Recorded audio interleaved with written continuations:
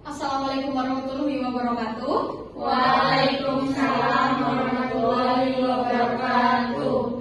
Shalom dan selamat siang untuk kita semua.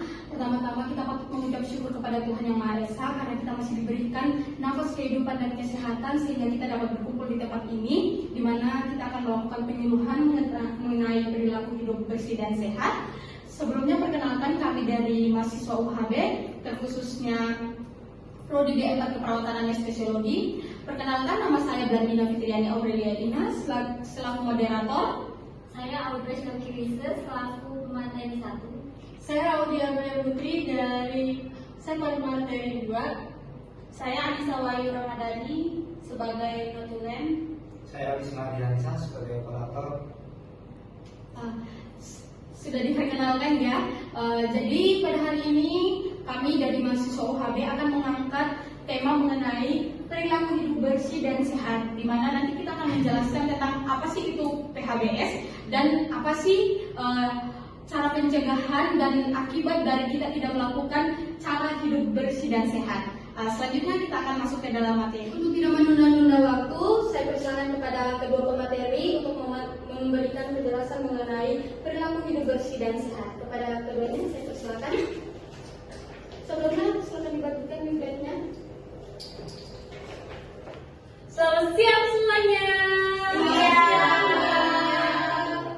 Oke, kita akan membahas tentang PHBS.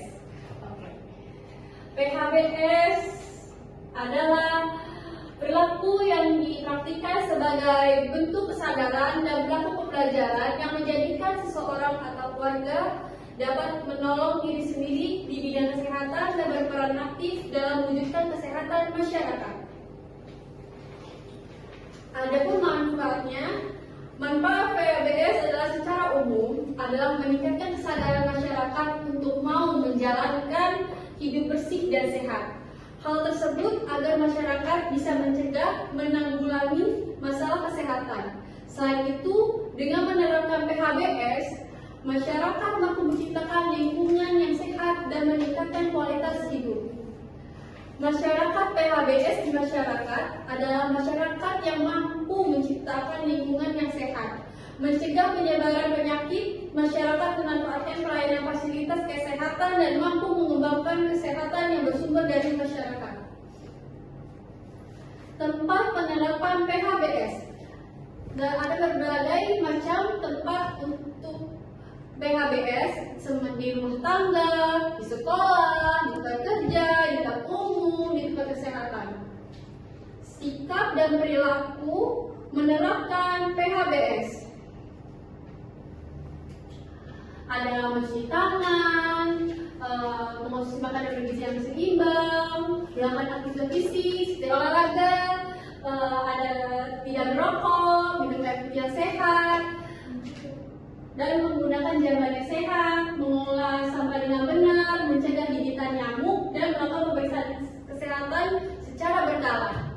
Oke, selanjutnya akan dibacakan oleh Audrey Soki sebagai pemateri 2. Oke, saya lanjut ya. Di sini saya akan membahas dampak bila tidak menerapkan PHBS.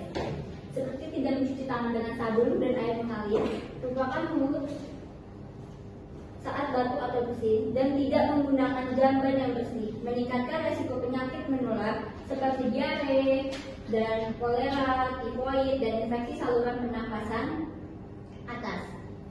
Menurunnya kualitas kesehatan, kurangnya PHBS dapat menyebabkan berbagai masalah kesehatan seperti gangguan pencernaan, keracunan makanan, dan penyakit kulit. Hal ini dapat menurunkan kualitas hidup untuk produktivitas individu. Meningkatkan biaya pengobatan. Bila pengobatan untuk penyakit yang disebabkan oleh PHBS, yang buruk dapat membebani individu dan keluarga. Dampak bagi masyarakat. Meningkatkan beban sistem kesehatan. Peningkatan khusus penyakit yang disebabkan oleh PHBS yang buruk dapat membebani sistem kesehatan masyarakat. Hal ini dapat menyebabkan kekurangan sumber daya seperti tempat tidur rumah sakit dan harga medis dan tenaga medis. Menurunnya produktivitas masyarakat. Jika banyak orang sakit karena tidak menerapkan PHBS, hal ini dapat menurunkan produktivitas aktivitas masyarakat secara keseluruhan. Hal ini dapat berdampak negatif pada ekonomi dan pembangunan, membuat lingkungan menjadi tidak sehat.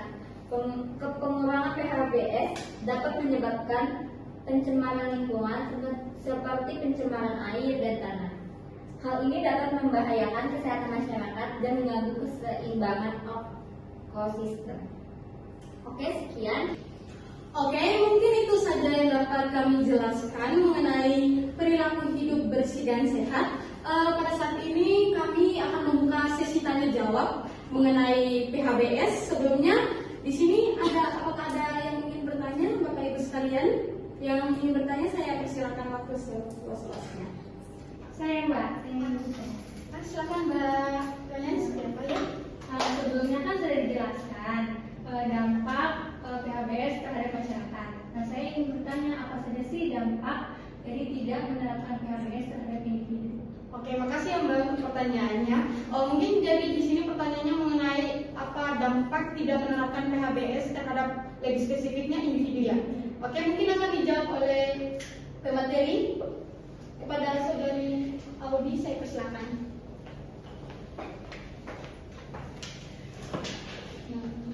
Jadi sebelumnya dengan Mbak siapa? Mbak Diva. Oke, Mbak Diva. Saya akan menjawab pertanyaan Mbak tentang dampak tidak menerapkan PHBS terhadap individu. Menurut saya, dampak negatifnya meningkatkan resiko penyakit yang menular seperti diare, klore, dan tifoid. Terus menurunkan kesehatan fisik, kayak sistem kekebalan imun yang makin turun, terus mudah lelah, mudah stres, terus tubuh tidak bugar. Menurunkan produktivitas seperti kinerja belajar menurun atau kualitas hidup yang menurun, dan memburuknya hubungan sosial seperti dikucilkan dari lingkungan sekitar, menimbulkan rasa malu dan tidak nyaman, kualitas hidup yang menurun. Itu saja yang menurut saya. Terima kasih. Oke, sudah dijawab dari pemateri. Bagaimana Ibu? Apakah sudah paham? Apa masih ada yang kurang dimengerti? Sudah. Oke, terima kasih. Apakah di sini masih ada yang ingin bertanya, Bapak Ibu sekalian? Tidak ada. Oke, mungkin hanya itu yang dapat disampaikan mengenai pertanyaan tadi yang sudah dilontarkan oleh Ibu ya. Sebelumnya saya ingin bertanya, apakah masih ada yang ingin bertanya, Bapak Ibu sekalian? Tidak, Mbak. Tidak ada ya. Oke. Jadi sekarang saya mau ngetes nih, apakah masih ingat tentang materinya tadi? Masih ingat apa udah lupa nih Bapak Ibunya? Masih. Oke. Saya ingin bertanya ya, satu pertanyaan. Udah, boleh ya? Saya mau bertanya tentang cara penerapan PHBS itu apa ya? Yang bisa menjawab saya kasih hadiah deh, Bapak Ibu. Siapa yang bisa menjawab? Saya. Ya, Mbak yang ini deh yang duluan. Kepada Mbak, sebelumnya namanya siapa ya Mbak? Mbak Anggit ya. Kepada Mbak Anggit saya persilakan.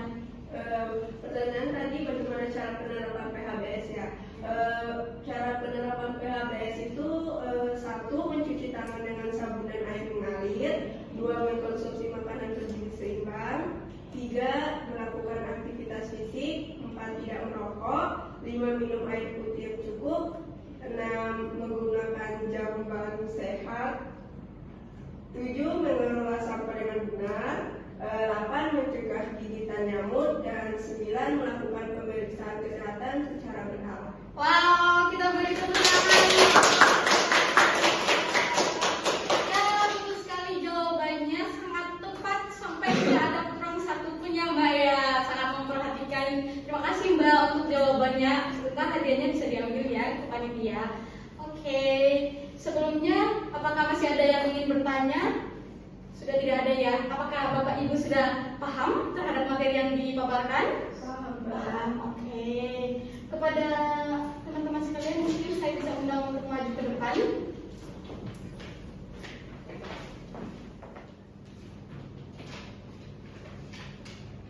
Oke, mungkin hanya itu yang dapat kami sampaikan Bapak Ibu. Selebihnya kami minta maaf apabila ada kesalahan kata, pengucapan kata yang mungkin akan menyinggung Bapak Ibu sekalian. Kami mohon maaf yang sedalam-dalamnya. Mungkin kami akan tutup. Wassalamualaikum warahmatullahi wabarakatuh. Waalaikumsalam.